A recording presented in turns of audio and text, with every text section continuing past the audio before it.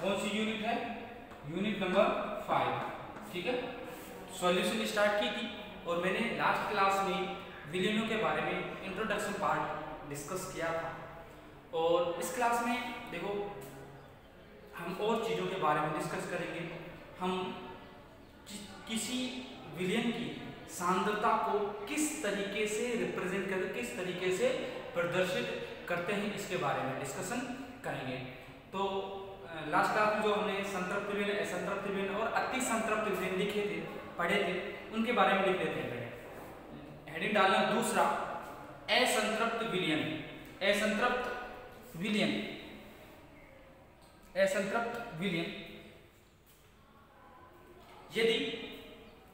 यदि इसमें लिखना असंतृप्त, यदि विलय की मात्रा, यदि विलय की मात्रा कम हो,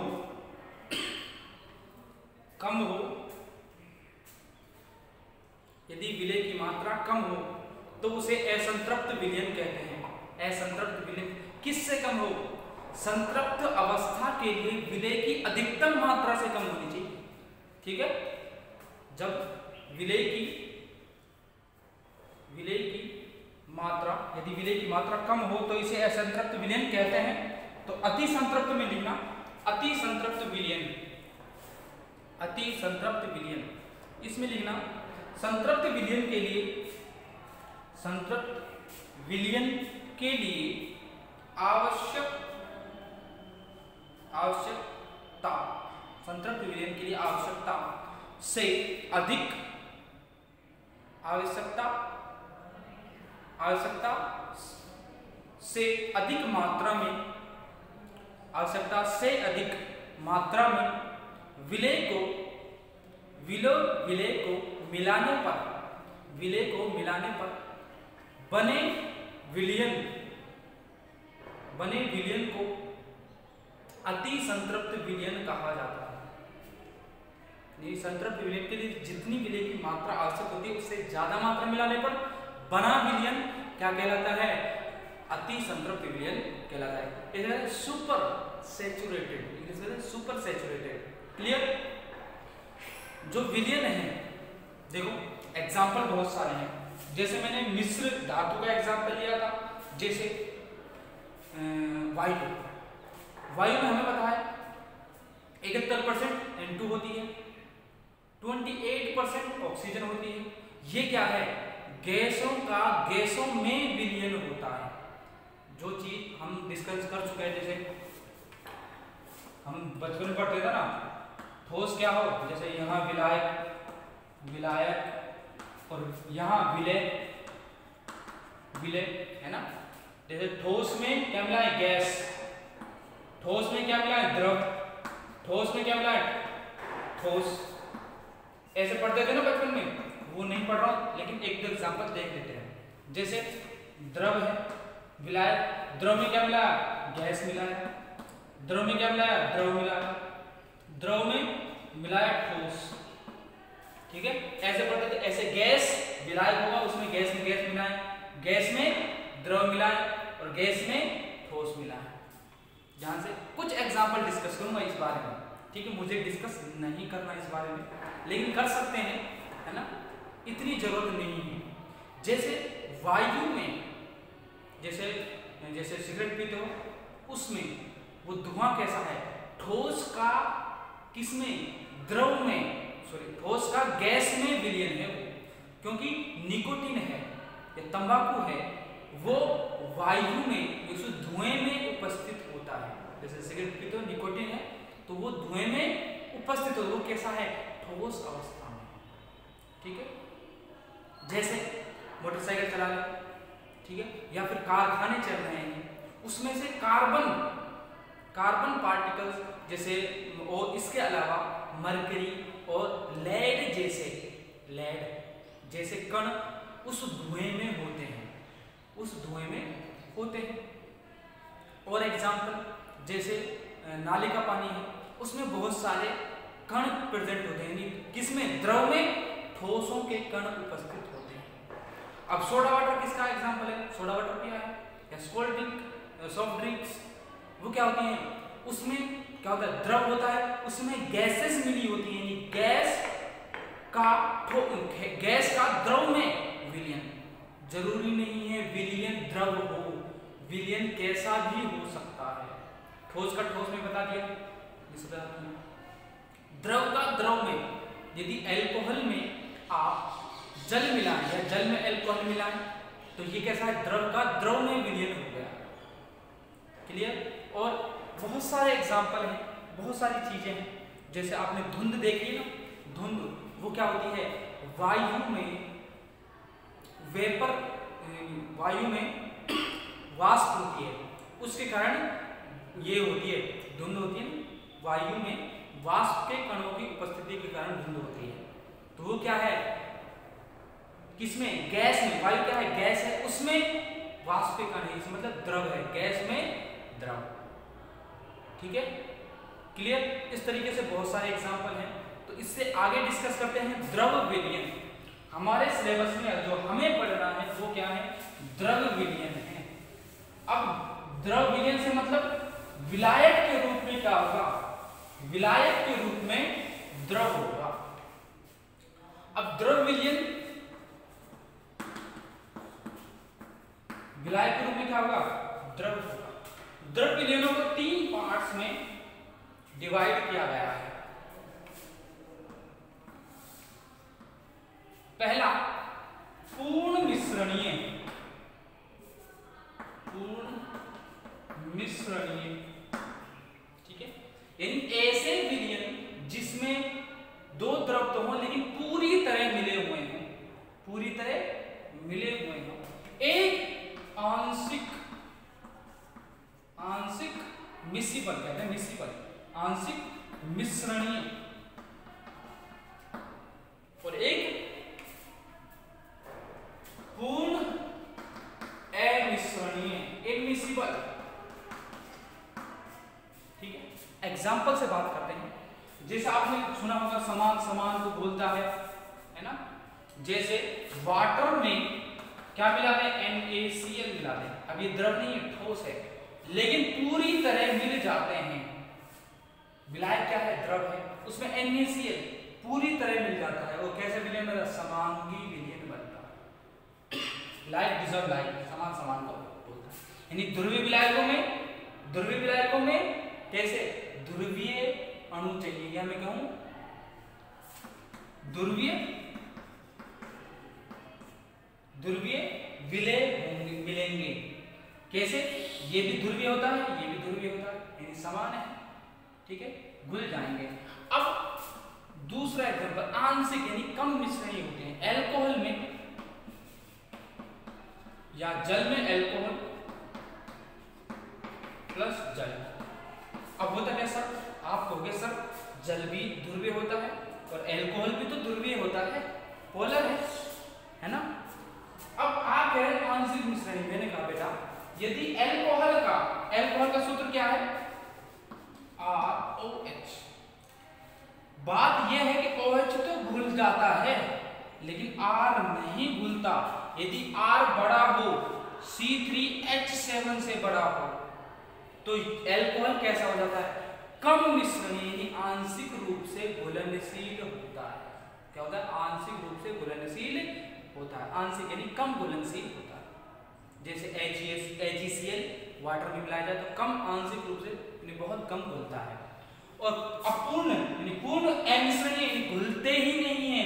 इसका बहुत अच्छा एग्जांपल है oil plus water, oil plus यानी तेल प्लस जल। यदि तेल को जल में डाला जाए तो तेल की अलग परत बन जाती है और जल की अलग परत बन जाती है। वो क्या है, इसका एग्जांपल है। तो हमें जो पढ़ना है वो ये और ये पढ़ना है, या फिर ये पढ़ना है, ये इंपॉर्टेंट है। क्लियर। अब बात करेंगे जहां से हमारा वास्तविकता में ये चैप्टर शुरू होता है या ये यूनिट शुरू होती है। ठीक है, ये बना लेना यदि बनाना चाहो, ठीक है, बेटर होगा, ये बना लोगे।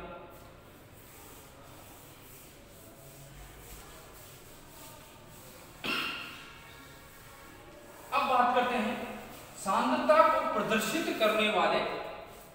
करने की विधियां। हेडिंग डालना विलयन की सांद्रता को प्रदर्शित करने की विधियां,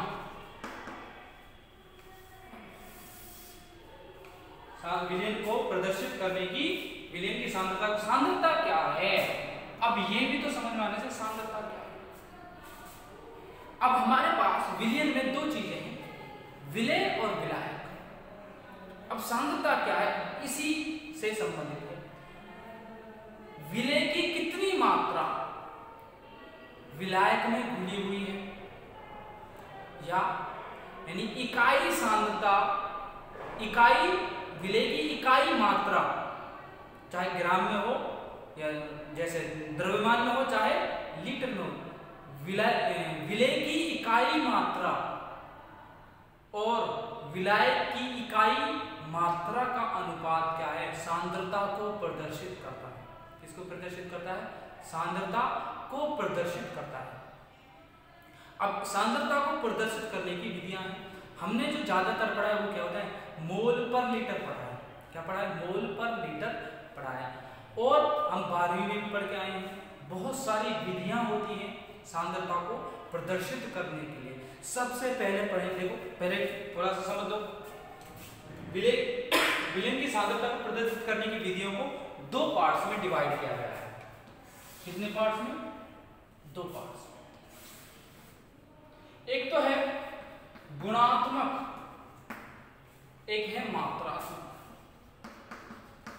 गुणात्मक क्या है, ऐसी विधियां जिनमें से गुणों के आधार पर बताया जाता है कि विलयन कैसा है, मात्रा नहीं। जैसे मैंने संतृप्त और असंतृप्त बताया था, ऐसे ही है। सिर्फ संतृप्त और असंतृप्तता गुण है, लेकिन मात्रा को तोला जाता है, विलय की कितनी मात्रा, ग्राम में या लीटर में, चाहे ml में, आयतन नापो चाहे उसे तोलो, वो क्या है, मात्रात्मक। ये क्या है, गुणात्मक, सिर्फ बताता है कि विलयन कैसा है, विलयन कैसा है। ये मात्रा बताता है तोल के, नाप के। आयतन होगा तो नाप के बताएगा, और भार होगा, द्रव्यमान होगा तो उसे तोल के बताएगा। That's it. तो गुणात्मक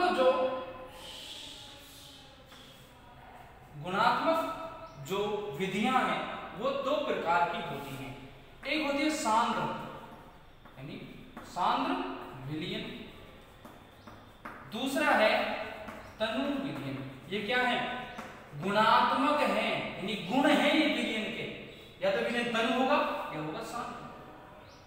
गुणात्मक विधियां, जब विलयन में विलय की बहुत ही कम मात्रा उपस्थित हो, बहुत ही कम मात्रा उपस्थित हो, तो ऐसे विलयनों को तनु विलयन कहा जाता है।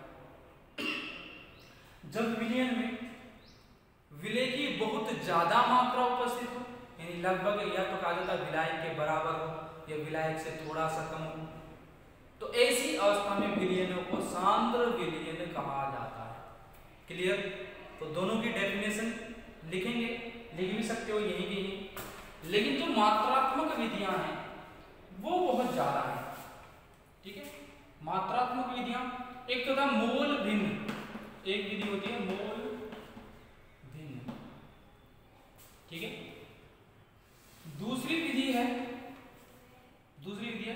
भार प्रतिशत,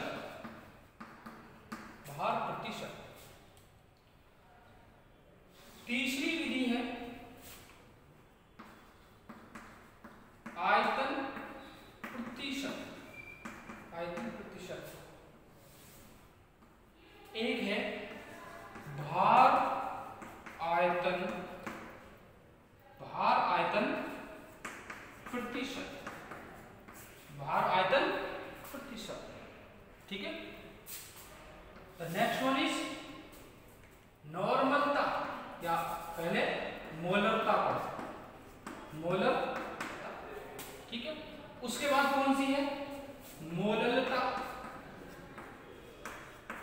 नाम तो सुने ही होंगे, एक नाम तो सुना ही होगा, है ना, राज नाम तो सूत्र देखे ना तुमने, मोलरता, मोलरता नाम तो सुना ही होगा। द नेक्स्ट वन इज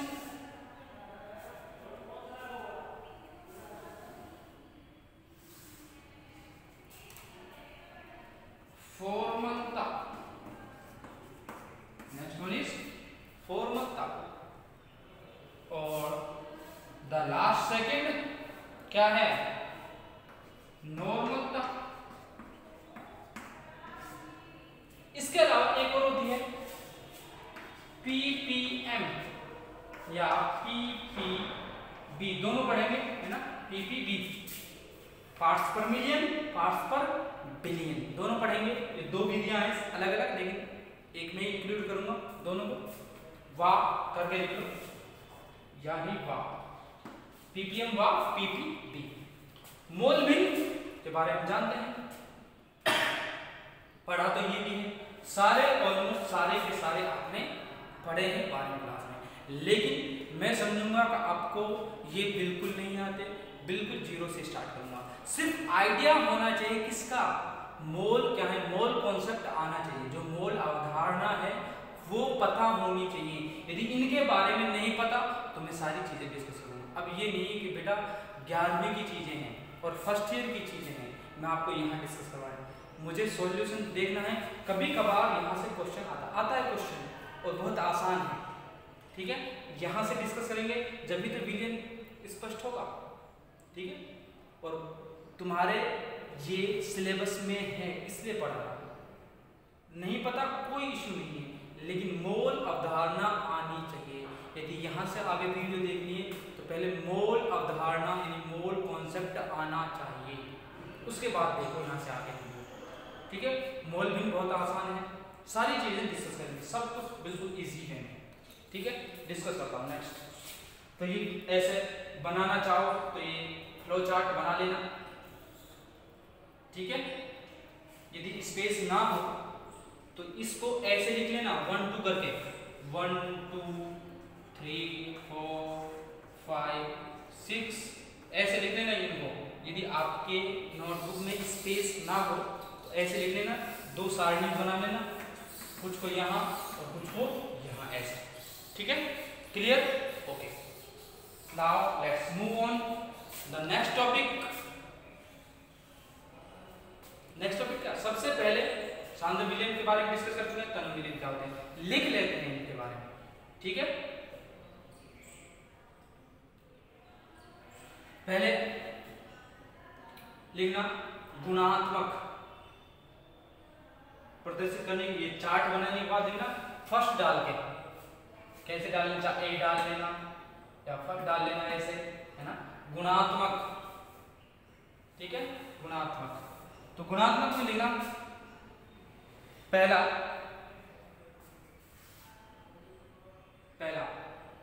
सांद्र विलयन, सांद्र विलयन।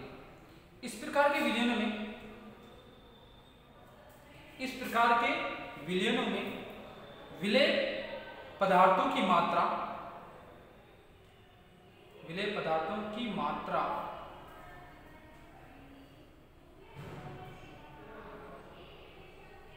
विलेय पदार्थों की मात्रा, विलेय पदार्थों की मात्रा बहुत ही ज्यादा होती है, बहुत ज्यादा, कभी विलायक से ज्यादा नहीं होगी,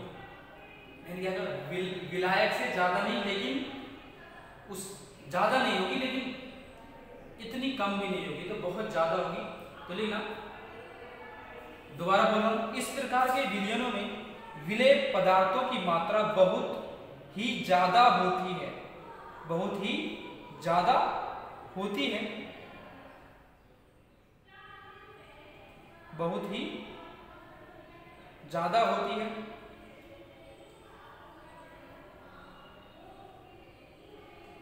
दूसरा लिखना तनु विलयन, तनु विलयन।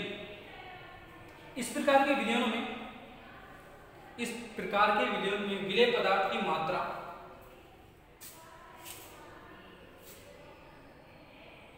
विलेय पदार्थों की मात्रा विलायक की तुलना में,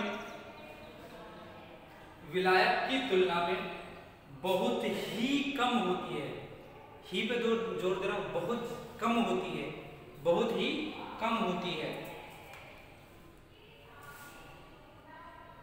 बहुत ही कम होती है। ठीक है,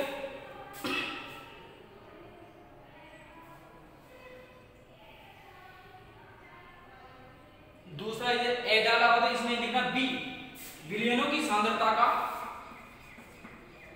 विलयनों की सांद्रता का मात्रात्मक रूप, ये हेडिंग डालना।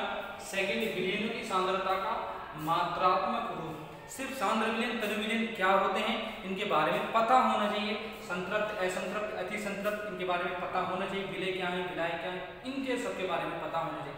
ये था इंट्रोडक्टरी पार्ट, यानी सिर्फ प्रस्तावना की पता होना चाहिए क्या है, जब चीजें आगे आसान होती है समझना। ठीक है, सबसे पहले हेडिंग डालना मोल भिन्न, मोल भिन्न। और भाई कैसा है आगे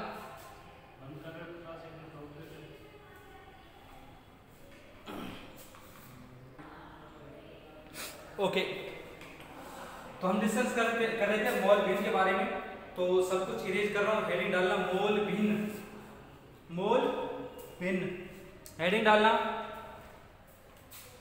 मोल भिन्न, इरेज कर रहा हूँ यहां से। हेडिंग डाली होगी विलयनों की सांद्रता का मात्रात्मक रूप। ठीक है, इसमें सबसे पहली विधि लिखना मोल भिन्न,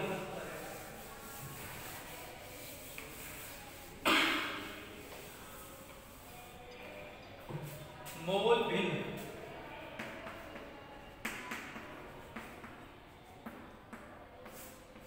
मोल भिन्न क्या होता है, देखो मोल भिन्न होता है कि जब हम किसी के लिए निकालते हैं, मान लो एग्जांपल से समझना बेटर रहेगा। ए, किसी विलयन में ए, बी व सी है।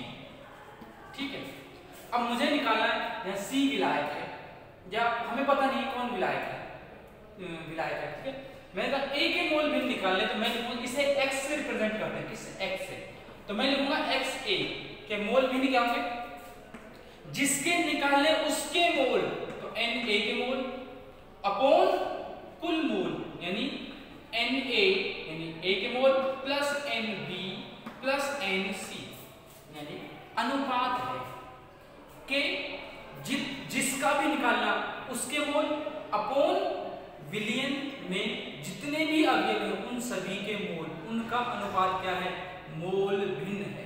क्या है, यदि मैं निकालना चाहूं किसका, b के लिए, तो मैं लिखूंगा xb equal to nb upon na plus nb plus nc, यानी विलयन में कुल मोल कितने हैं उनका अनुपात। तो हमेशा ध्यान, ऐसे xc निकाल सकता हूं, तो ध्यान रखना xa plus xb plus xc हमेशा क्या होता है, 1 के बराबर होता है हमेशा। मान लो क्वेश्चन आए कि मतलब 20 ग्राम NaCl 100 ग्राम जल में क्या है, घुला हुआ है, तो आपसे पूछे जल और NaCl के मोल भिन्न ज्ञात करो, तो मोल भिन्न ज्ञात करने का करोगे, ये फॉर्मूला लगाओगे। अब ध्यान रखना कि जब किसी एक का मोल भिन्न निकाल लोगे, एक का मोल भिन्न निकाल लोगे, तो दूसरे का निकालने के लिए उसे 1 माइनस कर दोगे। यदि 3 है तो 1 माइनस नहीं कर सकते, क्योंकि तीनों क्या है, अज्ञात है। द पॉइंट इज, पॉइंट क्या है कि 2 हो तो 1 माइनस कर देना, यदि 3 हो तो 2 का ज्ञात करना इस फॉर्मूले से, तो उनको 1 माइनस कर देना दोनों को। ठीक है, आपके पास तीसरे का आ जाएगा, गुणा भाग करने की जरूरत नहीं पड़ेगी।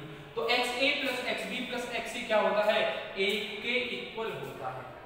तो फॉर्मूला क्या है, इसका फॉर्मूला क्या होगा, यहां क्या है, a के मोलों की संख्या, a के मोलों की संख्या बटे कुल मोलों की संख्या, a के मोलों की संख्या विलयन में उपस्थित सभी अवयवों के मोलों की संख्या, या मैं लिखूं A, B व C के मोलों की संख्या का योग। ठीक है, तो ये फॉर्मूला होगा। एक एग्जांपल दिया है, A, B, C का विलयन है। ठीक है, मुझे XA ज्ञात करना है या XB ज्ञात करना है, तो जिसका ज्ञात करना उसके मोलों की संख्या बटे सभी मोलों की संख्या का योग, सभी के मोलों की संख्या। ठीक है, क्लियर? आगे बढ़े, पहले थोड़ा सा लिखो, है ना। मोल भिन्न क्या है? विलयन में उपस्थित, लिखना, विलयन में उपस्थित किसी अवयव, विलयन में उपस्थित किसी अवयव के मोलों की संख्या, किसी अवयव के मोलों की संख्या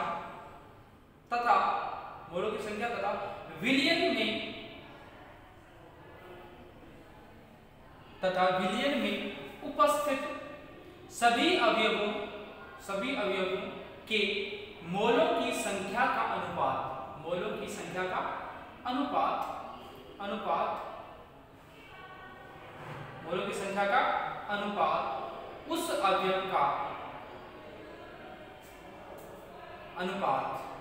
अवयव का मोल भिन्न कहलाता है।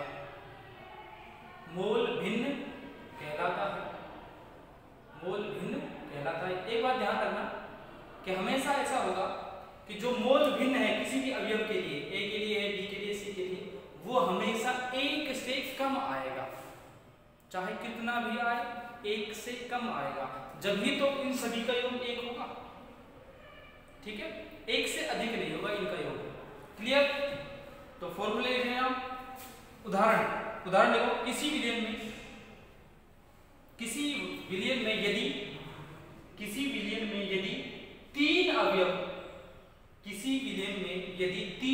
A, B व C हैं, A, B व C हैं, तो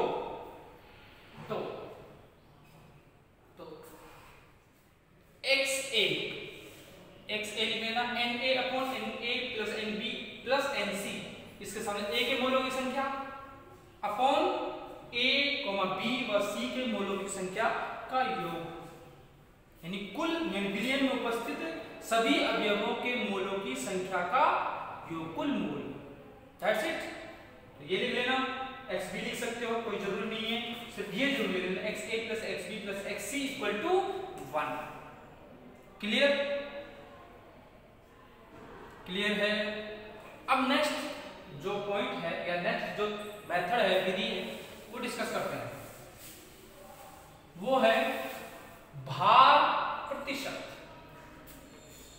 या इसे कभी कभार क्या, आप यदि द्रव्यमान प्रतिशत देख रहे हो तो भार प्रतिशत और द्रव्यमान प्रतिशत एक ही बात है। ठीक है, इसे रिप्रेजेंट किया जाता है परसेंटेज W/W, या कभी कभार या कई बार ऐसा भी होता है W/W प्रतिशत। बात एक ही है, मतलब एक ही है। ठीक है, अब ये क्या है, यहाँ 2 W है, W/W या W/W। यहाँ इस W का मतलब क्या है? इसका मतलब होता है विलय, जो ऊपर होता है ना, जब देखो ऐसा लिखा हो, बात तो एक ही है, W/W ही तो है, W/W। तो यहाँ इस W का मतलब क्या है? वेट। इस W का यानी वेट का मतलब क्या है? विलय का भार, और इस W का विलायक या विलयन। तो सिचुएशन के ऊपर डिपेंड है, विलायक ही होता है ज्यादातर, विलायक का भार, क्योंकि W/W है तो विलय का भार, और ये विलायक का भार। और प्रतिशत निकाल रहे हैं तो गुणा किससे होगा? 100 से होगा। क्लियर? तो देखो फॉर्मूला क्या होगा,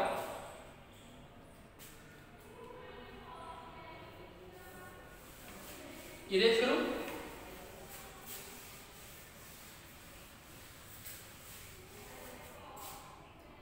अब मुझे क्या है, विलय का, मुझे विलय के लिए डिफाइन करना, विलय का भार प्रतिशत क्या होगा, यहाँ मैं कहूँ परसेंटेज W अपॉन W कैसे निकालेंगे, देखो